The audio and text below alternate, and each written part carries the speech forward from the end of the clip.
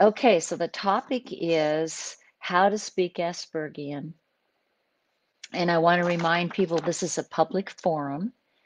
And so you're welcome to make comments in the comment bar. I'll be looking over here to my right to see what people are saying. And I will try to answer those questions for you. In the future, if you want to post a question, oh, thank you, Lynn. If you want to post a question ahead of time, you can do that.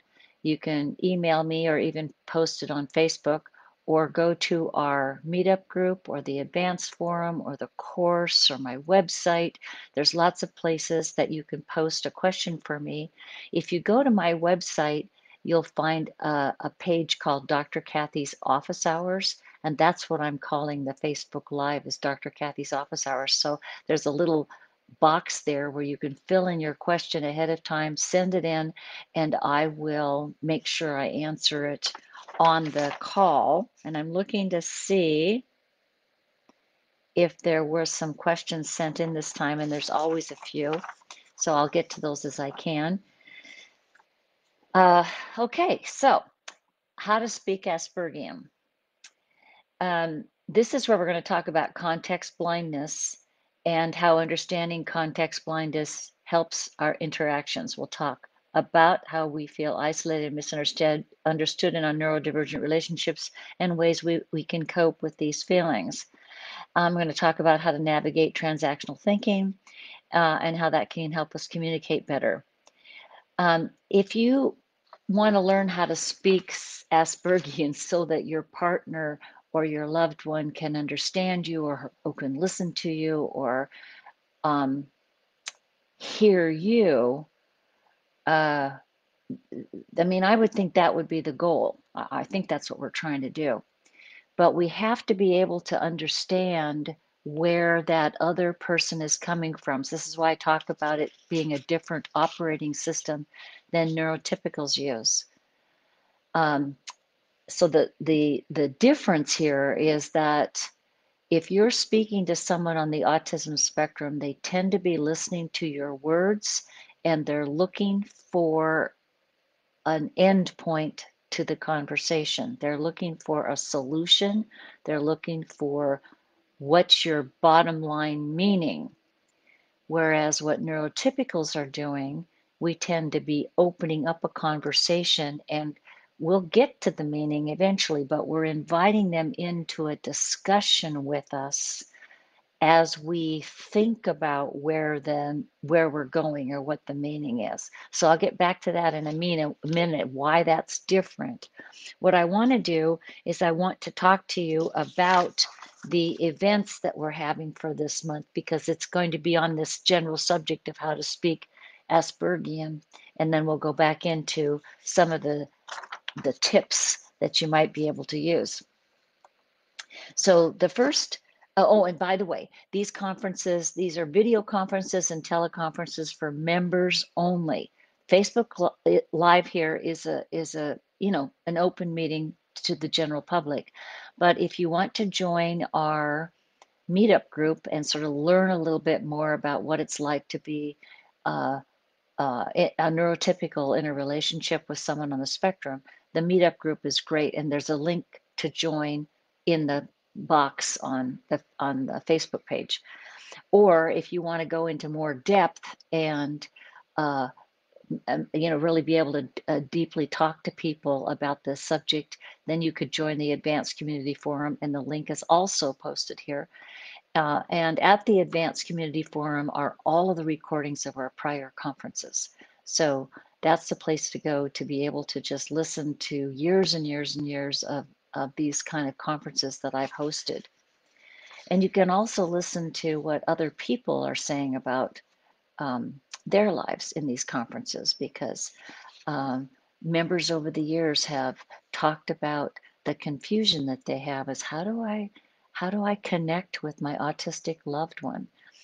And people on the spectrum will say, how do I get my neurotypical loved one to be nice?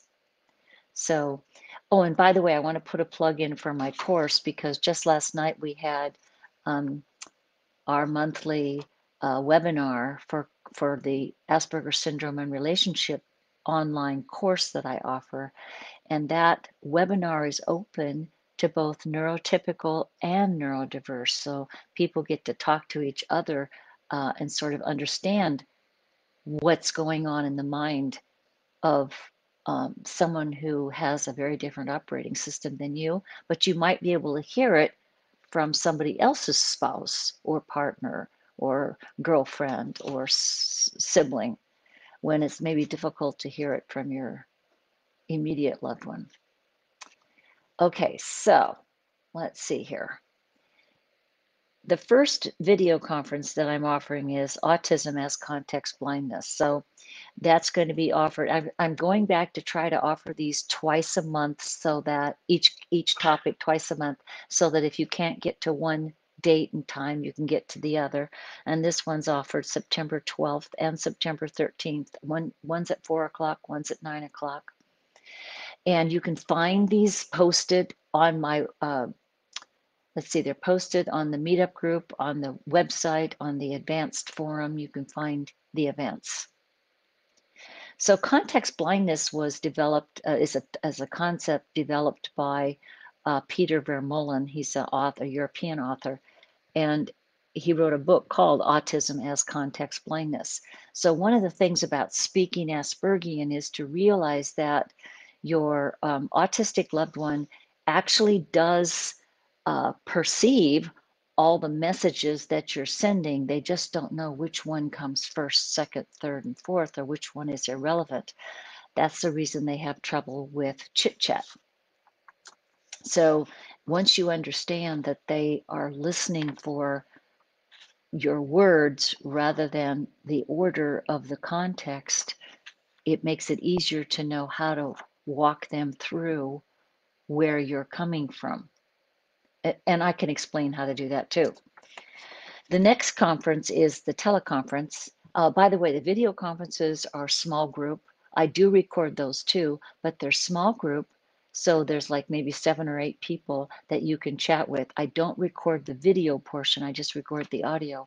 And then you can go in and into our private group and hear those again. You can't hear those on Facebook. The teleconference is open to all members of the meetup group and the advanced community forum. And this is where you get to kind of listen to the topic for a while. I'll talk about the topic, and then you can get in the queue and ask questions about the topic. It's more of a seminar format. And that topic is how to speak Aspergian so they will listen. It's the same thing. And again, when I say speaking Aspergian, I really do mean stepping over into the transactional, which is the next topic, the transactional, deductive logic of people on the spectrum, so that they feel heard and that they might take a moment to process what it is you're trying to tell them. The next, and that conference is offered on September 14th. Again, it's recorded. You can listen to, I think about 10 years worth of teleconferences are stored on the advanced community forum. So there's a lot of topics there for you to listen to. And please feel free to put comments in the comment section. Even now, I'll get to them even though I'm still talking. I'll make sure I go back and answer them for you. Okay, the third conference is Isolated and Misunderstood. That's a video conference on September 19th and September 20th. Isolated and Misunderstood. So this is about if you only speak Aspergian, if you only step into their reality and speak in that transactional, matter of fact, get to the point fashion, you don't feel heard. So that's only half of speaking Aspergian. The first half is to make sure that we're respectful of their particular operating system. The second part is how to take care of myself so that I don't get isolated from another way of interacting in the world, which is the neurotypical way. Okay, then the fourth conference for the month, which is again offered twice, 26th and 27th, is Let's Get Transactional. And that's where I walk you through what this transactional stuff is, because I think once you get it, it really makes everything go much more easily. Then I want to remind you of, and I'll come back and talk about this in just a moment too. There's another important event that happens every month, and that's hosted by Julie, our ambassador who's in New Zealand. And she has a new member orientation meeting on September 14th. It's a free video call. It's not just for new members, but it's really helpful for new members because Julie's been a member of our group for many, many, many, many years. She lives this life. She lives a neurodivergent life. And she is great at not only answering sort of practical questions about, how to cope, but how to navigate our various groups, because we have the meetup group, which is a kind of an introductory basic group. We have the advanced community forum, which is more involvement and more depth of exploring what's going on for you as a neurotypical. And then we have the online course, and some other courses are coming up. I'm happy to talk about those too. But the course is another option where there's a forum like we have for the advanced community, but it's a forum that helps you um, talk to both operating systems, both the neurotypical and the neurodiverse. I do want to tell you about something else that's coming up too. I'm really excited. Hopefully, in the next week or 10 days or 2 weeks, I'll launch my online course for mental health professionals. So, a lot of times people ask, um, people in this group, for example, will say, how do I find a therapist who really understands neurodivergent relationships? And it's not so easy because we certainly can find plenty of well-intended therapists, but if they don't understand the dilemma of living, with someone who has a totally different brain organization than you do, um, they often miss the mark, and people, both neurodiverse and neurotypicals, leave therapy feeling like they haven't really been helped. In fact, they feel worse. So I know there's lots of good therapists out there who want to know more about this. So I put a course together for them, and people are already signing up for it, even though it hasn't officially opened. So make sure you let your therapist know about that, or if you're a therapist, please, um, take a look at the course. And again, the link to everything is in the intro paragraph. So Louise is asking, can you explain transactional style and give an example or two? So yeah, I want to go back through these topics and give you some basic ideas. And we can start with that. Maybe we can kind of start from the back. It occurred to me many years ago that there was a different way that I was being taken by my neurodiverse loved ones. That I don't think, I mean, I knew that I wasn't being understood. And I'm sure they didn't feel understood either. So when I finally cracked the code on this, what I realized is that they don't use empathy the same way we do. And I think that's interesting. Empathy isn't just pieces, it isn't context or being sensitive or being able to carry on a conversation. It's all of that at once. It's more like a symphony orchestra. If you go to the symphony, um, there are musicians there. There's a conductor. There's a score. They're playing. They're all dressed up. There's a sound system. There's a beautiful setting, or perhaps it's outdoors. It's still lovely, and the sound will be different outside than it is in a concert hall. There's the buzz going on before the concert starts, as people are, greeting each other and getting kind of excited or picking up their programs. The symphony orchestra is about a lot more than just each part, right? So, and each time you go to the symphony, it will be different. Even if you're listening to the same piece of music, it's going to be different because it depends on the audience reaction, the concert hall, the conductor's interpretation of the music. There's lots of things that are going on there. So empathy is like that. Empathy is what neurotypicals do is they're looking at the whole thing. They're experiencing the whole interaction. They're not seeing it in parts. But the transactional neurodiverse person is looking at the parts, and they usually start with the words. They're listening to your words. They're not listening to your tone of voice. They're not even listening to you, the person who's speaking. They're listening to the words and they're going for what do they mean, which would be a transaction. They just want to know what that means. That's why they may ask you questions that aren't relevant to where you're going, because you're aware that there's more coming, right? And as a neurotypical, when somebody else is talking with us, we're aware that there's something else that's coming, something else that's going to uh, come out of what they're talking about. So, as a result of the pieces of empathy being in chunks or separated by a bit of a lag or a delay or just even not even an awareness of some of those parts, your neurodiverse loved one tends to opt for a logical cognitive way of looking at things, which is more nuts and bolts, black and white, right or wrong.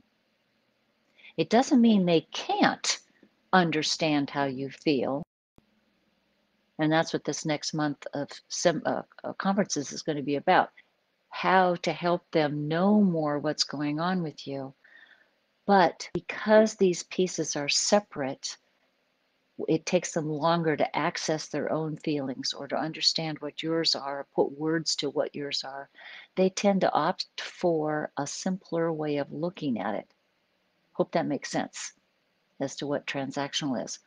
Whereas neurotypicals are interactional. We can hold all these different pieces up and work with it and wait for this piece to connect with this piece and this piece to connect with this piece and anticipate that Melina and Michelle and Lynn are coming from this area over here and Mariquita is coming over here and Louise is bringing up something back here and I can bring all those together and understand what the group's talking about. That's interactional. So here's the problem with being understood if you're dealing with that transactional stuff, is that we can be transactional. We can say, please put gas in my car. It's half empty. When you take it in to get the groceries today, get gas for me. We can just give them an assignment. And chances are your neurodiverse loved one will say, sure, okay. But if we say, gosh, I'm getting low on gas, you're headed to the grocery store, right? That's not enough information for your transactional autistic person. See, if you said that to a neurotypical person, is I'm low on gas and you're heading to the grocery store this afternoon, right? The neurotypical might say, yeah, I am. Actually, I could help you. Would you like me to help you get some gas? I can stop and do that. So we're entering into the world of the other person who's offering us information, but it's not direct enough for the transactional person. And if they come back with the gas not filled, the tank really low, and the neurotypical says, "What? What are you didn't? Why didn't you get some gas?" And I can hear you all saying this. What do you think the neurodiverse partner is going to say to that? That you're all upset. They can pick that up. You're upset when you say, "Well, why didn't you get the gas? Why'd you bring my car back empty?" Your neurodiverse loved one is going to say, "You didn't tell me to." Okay, you didn't tell me to, because they're transactional. Does that make sense? You didn't ask me, right? Right, Diane? You didn't ask me, right? And it's like a puzzle to us neurotypicals. So we feel that we weren't heard, except that they did hear you. They're going to the grocery store. You just said something that they knew they were doing. They just didn't know that you were indirectly asking for some help. All right. So this is the reason we can feel isolated and misunderstood. We have to keep asking ourselves, what do I need to say to this person so they understand where I'm coming from? But is it that we only want to get gas in our car? Do we want to have those conversations? Is that a meaningful relationship?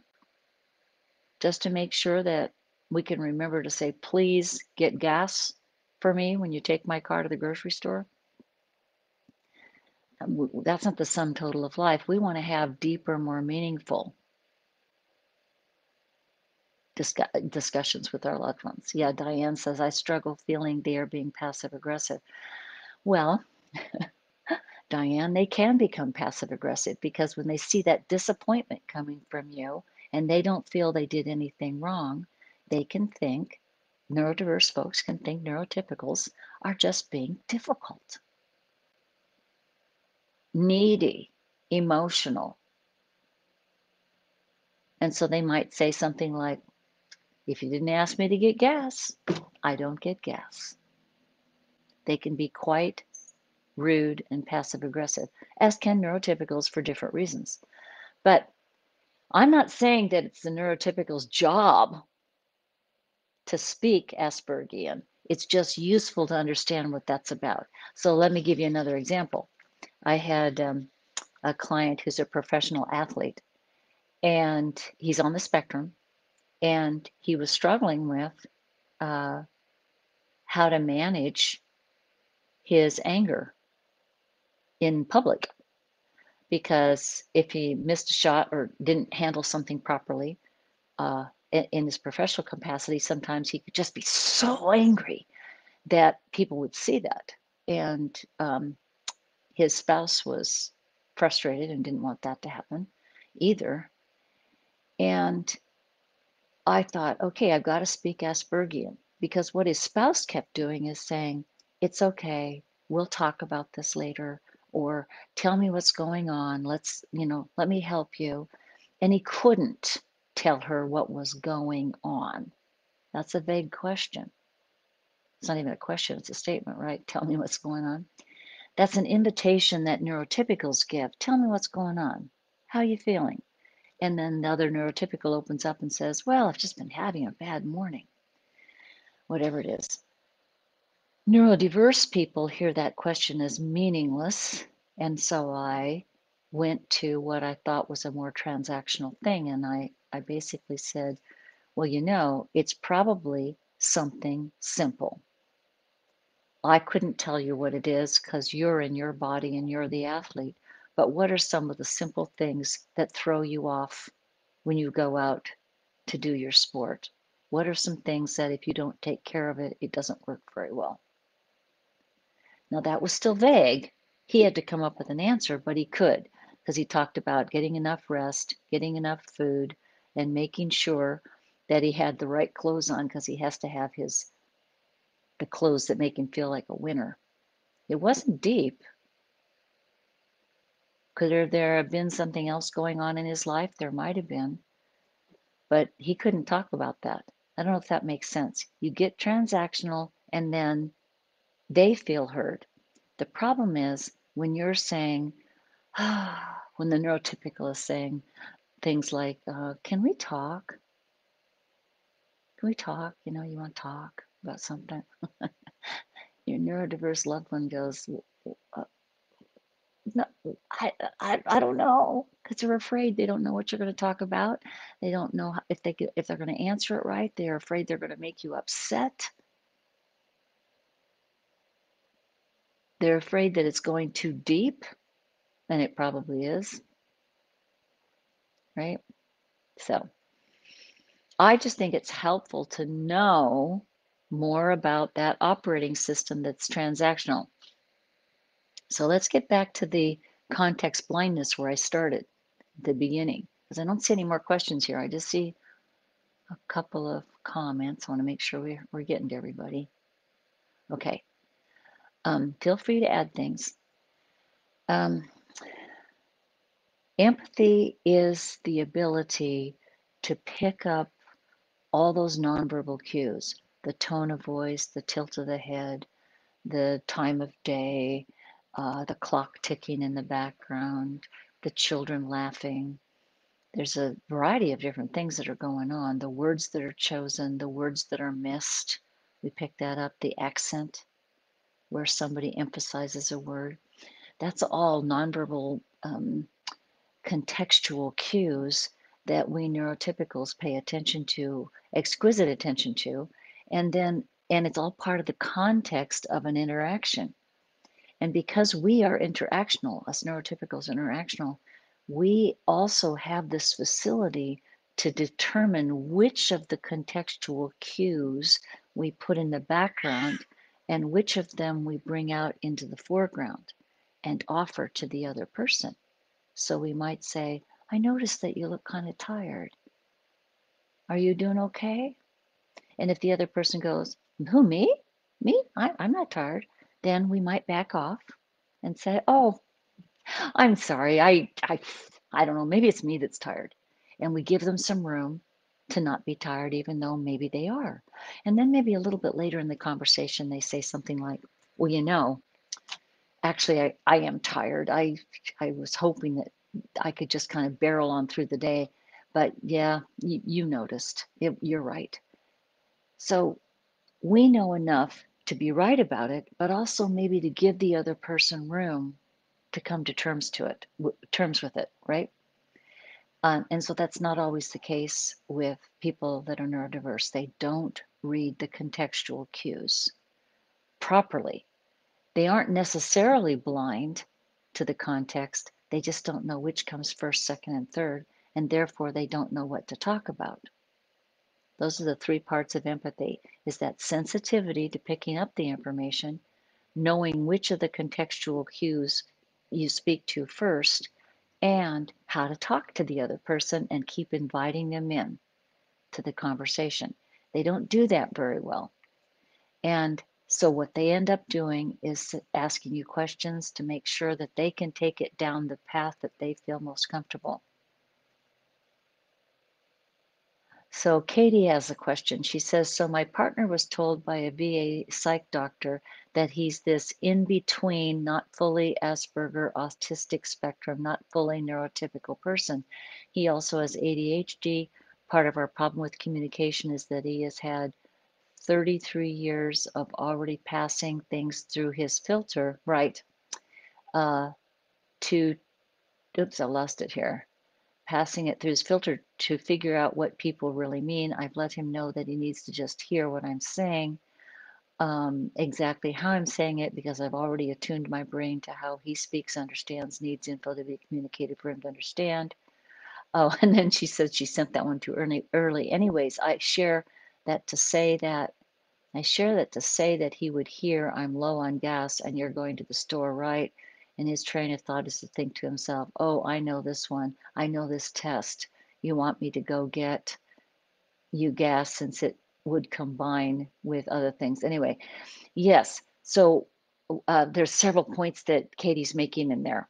One of the problems with adults who are high functioning is that they have had a few decades of making meaning through their transactional system. Uh, and when you get a doctor who says, well, they're not quite autistic, the spouse knows they are because they know that they're not empathic. They don't have facility with the empathy triad. Okay. What they do instead is they develop some rules like, oh, I know this one. I've heard her say this before when she says, hey, I'm low on gas. He knows the rule is he's supposed to get gas. But she might just be saying, I'm low on gas. I want to take my car. You take yours. It could be different. So the idea, does it make sense that if you're if you're tuned in to empathy, context, and conversation, you can travel wherever the other person is going and make sense of it with them. But if you're transactional, you keep looking for the answer or the rule or what the bottom line is, right?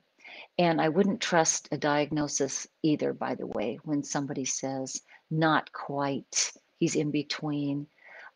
Many people with high functioning autism have very few traits of autism, but what they do have is empathy dysfunction. They really have some kind of delay going on between the parts of empathy. By the way, the latest research is so fascinating on this. I've spoken to this recently. In fact, there's a study that just came out last week, I think, published last week, that it states that people on the spectrum do indeed have empathy, uh, and that the study proves it. So I thought, oh, I'm going to read that. And it was so interesting. The researchers said, yes, they have the parts. They can feel things. They can recognize you're having feelings. They can have thoughts. They can see parts of context. But the researchers say, but they can't talk about it. And they struggle to put all that stuff together. So I want you to think about that. Empathy is the ability to put all that stuff together. It wouldn't be a symphony if you went into the concert hall and all that was there were the violins, and then you had to go into another room to listen to the violas, and another room for the timpani, and another room for the French horns, and you had to go outside to listen to the clarinets. I mean, that wouldn't be a symphony. Does this make sense? So the research does not show that they have empathy. The research shows that they have emotions, they have thoughts, that they want to understand, but because they're all in pieces, they're in parts that they often don't have the words to describe, and they don't take the time to listen to where you're coming from. They opt for their transactional style. So I'm always telling my neurodiverse folks, slow down and ask your neurotypical to slow down until you got it, until you know where they're coming from. So I hope this is making sense. I'm not getting too many questions for this. So is there, oh wait, I should scroll down here. Make sure I'm not missing people. Oh, yes. And so Diane says, my husband often seems so empathetic. I think I'm learning he does extend empathy in extreme, obvious situations, not so much in the subtle things like a bad day. So I'm going to say no, they don't have empathy because I define it as these parts working smoothly together in the moment. But compassion, kindness, sure, they can have that.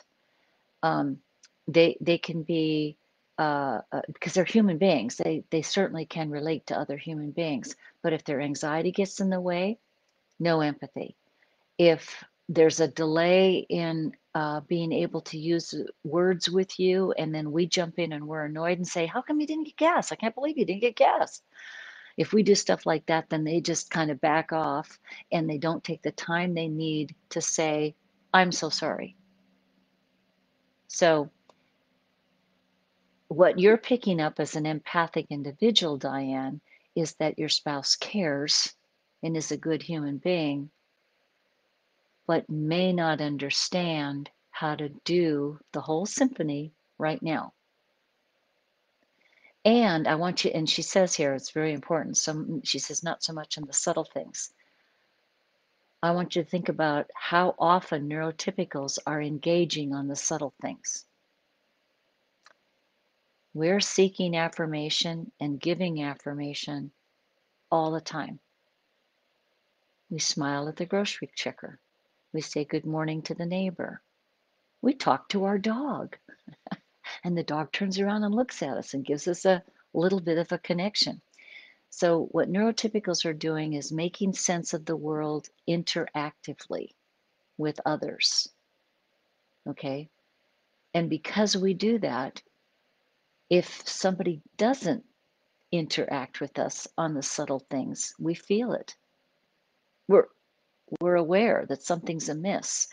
And because your neurodiverse partner is transactional, there's a lot of those near misses all day long, every day. And those near misses are what makes neurotypicals feel isolated and lonely and sometimes crazy. Does that make sense? I hope so. So, one of the ways to speak Aspergian is to take care of the neurotypical yourself, right? Is to remember, he or she cares for me. I'm loved. I'm successful in the world with lots of people and lots of, things that I do. You've got to keep reminding yourself of that. The other thing is slow down and don't assume that your neurodiverse person gets it until they have time to process and connect the dots, right? They need to connect the dots. And sometimes they do that the next day or 5 minutes later in the discussion. Once in a while, they get it right away because it's a kind of a hit or miss system. But because they spent a lifetime with their neurodiverse operating system, I can pretty much guarantee you that they've relied pretty much on the transactional method of communicating, which is ones and zeros, right and wrong, black and white. So when I say speak Aspergian, I don't really mean only speak Aspergian. I mean, learn to understand what that language is about. Understand that they mean well and they're trying to reach you, right? And it's unfair of us to expect somebody with a developmental disorder, and it's really important that you understand this. Autism spectrum disorder, ASD, is considered a developmental disorder. So no matter how bright somebody is, there's a delay somewhere. Okay, there's going to be a delay. And it may not be a delay that is enough to slow them down and from being a successful career person, but at home we may pick up that delay. So Kevin says, my partner is a native French speaker who's been speaking English for many years, but still thinks in French. So it adds an extra level of complexity to her understanding of my words. Absolutely. This is a really good example. In fact, I was going to use that example. I was thinking of years ago, I had a client and I was chatting, we were just chatting away. And the first time I met her, and I heard something that didn't fit for me. And I looked at her and I said, you're not from this area, are you? Because I was meeting with her face to face in my office then. This is years before COVID and remote work and so forth. And she goes, well, no, I'm not. And I said, what part of the country are you from? Or are you even from the US? And she looks so frustrated with me. And she goes, how did you know I was French Canadian? How did you know I was French Canadian? I didn't know she was French Canadian. She had practiced speaking American English so that when she moved to the US, no one would know that she was French Canadian. But what was interesting is there was something about her grammar that didn't quite fit for me, right? It wasn't wrong. I just noticed it, that it sent me a signal that something was amiss and I wanted to know, right? So I like Kevin's comment because it's not just French and English, really. It's, Asperger's and neurotypical. It really is that there's these other ways that people are processing information that are just different. But the way we respond to those differences is to be alarmed. our first reaction is to, sit back and go, what's that? I heard something with this woman, something that didn't fit my perception of her as a Western US American person. She was living in Portland at the time, and it didn't sound like something I would hear in Portland. So Diane says, we get along best when I do speak Aspergian. When my neurotypical son comes over, I feel the relief of the ease in our interaction. Of course. And when this client of mine goes home to her family in Quebec and she's speaking French Canadian, she's comfortable too. She doesn't insist they all speak English. We are much more comfortable with that flow, just like with the symphony orchestra, with all the players and everything all set up right there and ready for us. It just is, it's not just that it's familiar, it's that we're sending affirmations to the other person and they're sending affirmations to us. And you absolutely know what that's like when you're talking to somebody and one person just kind of stares at you and the other person looks at you and waits and smiles as you're finishing your sentence. Those affirmations make us want to talk more with that person or connect more. Right. She says, my husband and daughter are both neurodivergent. So before we run out of time here, does anybody else have a comment? Because I'll answer them. Or if you are watching this video later, go ahead and post a comment, and because I go in and try to answer them too. So when you and this comment of Diane's is important. Many of you are in relationships that are both there's neurodiverse, neurotypical. Some of you were raised by a neurodivergent parent pair. I was. My mother was on the autism spectrum. My father was neurotypical. And oh my gosh, it just was really, I didn't know that at the time. I figured it out later, as an adult, as I started exploring this territory. But now when I look back, I think about all the Aspergian moments with my mother, and I just felt bad as a kid. I, I knew that there might be something that mom was missing, but I couldn't put my finger on it. And when she would be so angry with me because I was just doing my neurotypical chit chat thing. So, like with my father, who was neurotypical, he and I would chat. We would chat. I'd go help him make repairs, or, if we were going on a car trip, my dad and I would be in the front seat. My dad would be driving, I'd be up with him, we'd be chatting. My mom would be in back taking a nap. So, you know, and yet I don't remember my mother, who was on the spectrum. I don't remember having those special moments with her. I don't remember any special moments with her. I knew she loved me. She took very good care of me. We had excellent food. The house, she took care of the house. She took care of me. She was brilliant. She read uh, probably every book in the library. She's brilliant. She went back to school and got a master's degree when I was a teenager. So this was a smart woman, but we didn't have any special moments because I think I didn't know that she didn't know how to connect. So for any of you who are parents and working with a neurodiverse spouse or a neurodiverse spouse who wants to have your children feel more like they got something special out of their childhood, this is an important topic to take a look at. It's not just speaking Aspergian, it's also for people on the spectrum to realize that your neurotypical loved ones and your neurodiverse children need to know that they are affirmed, that their existence is important to you. And we do that with nonverbals more than words. That's why the book that you need to read is my latest book. Might as well promote it. Empathy is More Than Words. Groundbreaking, it's called Groundbreaking Tools for Neurodivergent Relationships. Empathy is more than words. If all we get is words, and my mother gave me many kind words, it's absolutely true. I just didn't feel like she got me. It's important. So, looks like we're about out of time today. And like I said, you'll be able to watch this video again if you want to.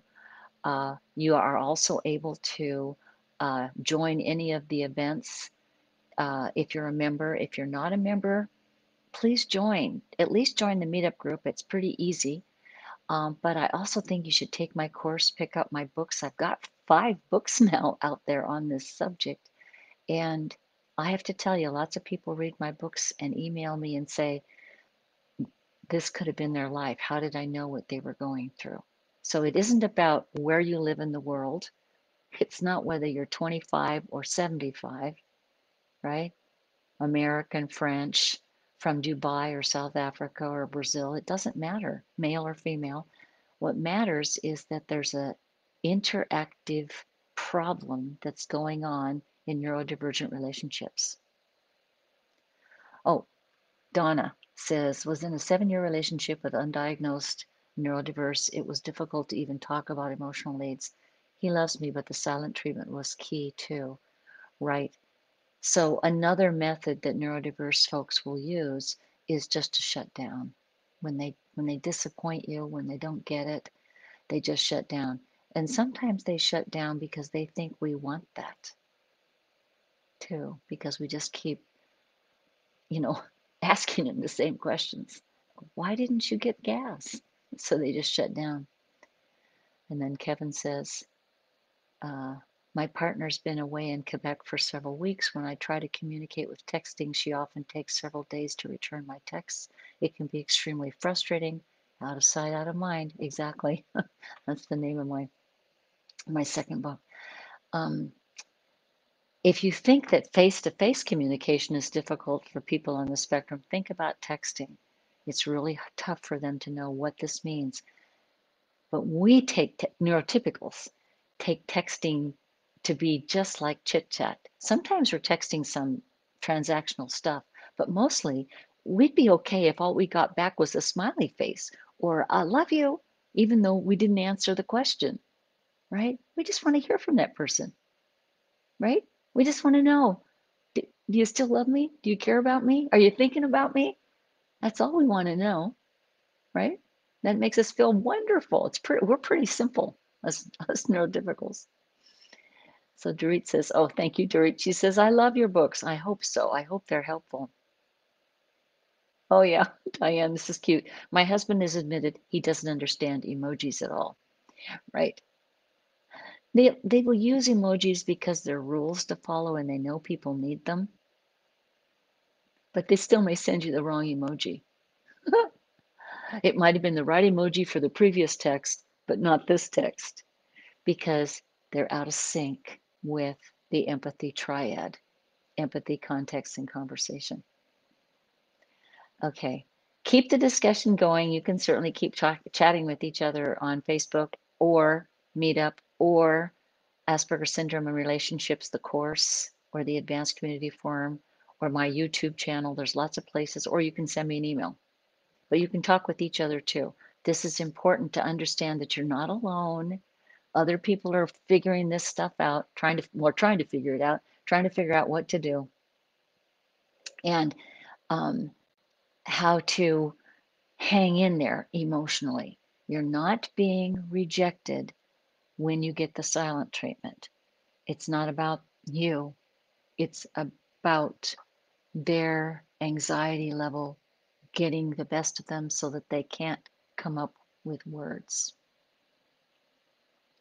Oh, Carol says, put your new book in the words in the comment section. Well, I can do that. I thought it was on the intro. I'll have to make sure I do that next time. Empathy is more than words. It's on Amazon, so you can find it. And if you go to Amazon, all my books are there. So, or you can go to my website and go to books, and they're there too.